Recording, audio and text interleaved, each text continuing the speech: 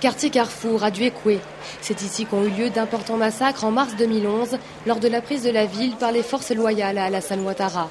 Les enquêteurs de la Cour pénale internationale viennent vérifier pour la première fois l'existence et les emplacements de charniers.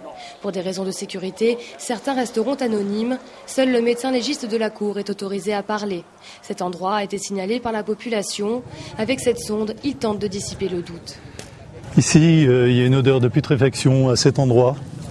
Le sondage du sol est complété par un drone qui permet d'avoir une vue d'ensemble sur les sites. Une opération concluante pour les scientifiques. Aucune des constatations qui ont été faites lors de l'examen préliminaire de cette zone ne vient contredire l'hypothèse de charnier. Il y a des arguments au contraire positifs qui viennent créditer cette information.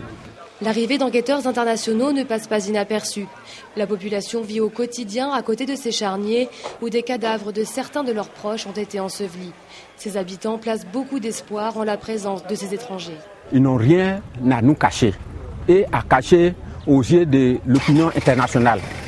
Mais l'Ivoirien en tant que tel, lui, il peut être partisan.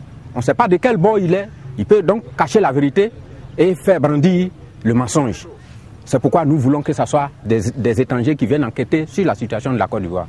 À Duékoué, beaucoup d'éléments laissent présager la présence de charniers. Pourtant, les fosses communes présumées ne seront pas ouvertes pour le moment. Avec les conclusions des experts, le procureur de la CPI doit désormais décider s'il procédera ou non à une exhumation.